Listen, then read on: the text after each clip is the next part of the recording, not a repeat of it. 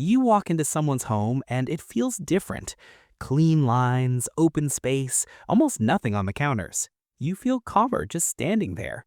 Meanwhile, your own closet is bursting at the seams, and you can't remember the last time you saw your desk surface. What separates people who thrive with less from those who can't seem to let go? The psychology behind minimalism reveals something deeper than just liking empty spaces. Let's break it down. 1. High need for cognitive closure. Minimalists tend to score high on what psychologists call need for cognitive closure. This is your brain's desire for clear answers and structured environments. When your space is cluttered, your brain treats every visible object as an open task. That pile of mail, unfinished business. Those clothes on the chair, a decision you haven't made yet. Each item creates a tiny cognitive burden. People drawn to minimalism have brains that are particularly bothered by this mental static. Research found that minimalists report significantly lower anxiety when surrounded by fewer possessions. Their brains literally function better in simplified environments. This explains why some people can live comfortably surrounded by collections, while others feel suffocated. The difference is neurological as much as aesthetic. 2. Internal locus of control. Minimalists typically have an internal locus of control. They believe they control their own outcomes rather than being controlled by external circumstances. Think about advertising. Someone with an external locus of control believes the right purchase will change their life. Minimalists resist this because they trust their own agency more than external solutions. They think, I can create happiness through my actions, not through acquiring things. Studies on consumer behavior show minimalists are less influenced by social pressure and trends. They make purchasing decisions based on actual need rather than keeping up with others. Owning less means less to manage, which reinforces their sense of autonomy. 3. Lower materialism, higher experiential values.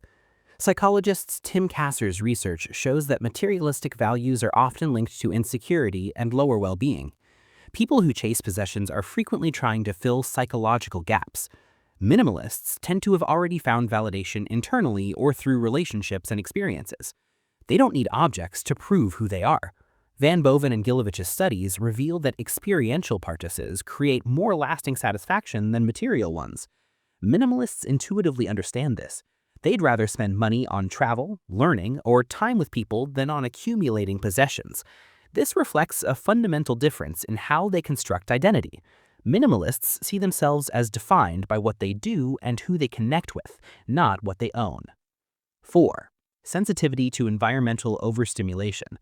Some people are simply more sensitive to sensory input, a trait found in about 20% of the population. For these individuals, busy environments are genuinely overwhelming. A cluttered room doesn't just look messy, it feels chaotic. Each object competes for attention, creating mental noise. Studies using MRI scans show that visual clutter activates the brain's stress response. Minimalists often fall into the category whose brains react more intensely to environmental chaos. This explains why minimalism often extends beyond physical possessions. They typically prefer simple schedules, fewer commitments, and streamlined routines. They're creating calm across all areas of life. 5. Future-oriented time perspective. Minimalists have what psychologists call a future-oriented time perspective. They think about long-term consequences more than immediate gratification. When considering a purchase, they don't just ask, do I want this? They ask, will I still want this in a year? Where will I store it? What happens when I move? This forward thinking creates a natural barrier to accumulation. Research shows that future-oriented people save more money, maintain healthier habits, and avoid impulsive choices. Minimalism fits this pattern perfectly. It's the result of consistently choosing long-term simplicity over short-term desire. Understanding the psychology behind minimalism reveals that it's not about deprivation or following a trend. It's a natural fit for certain cognitive and personality traits. If you're drawn to minimalism, you probably have a brain that craves order, values autonomy, seeks meaning through experiences, or thinks carefully about the future. And if minimalism doesn't appeal to you, that's equally valid. Your brain might thrive on variety or find comfort in abundance. The key is understanding your own psychology and designing a life that works with it, not against it.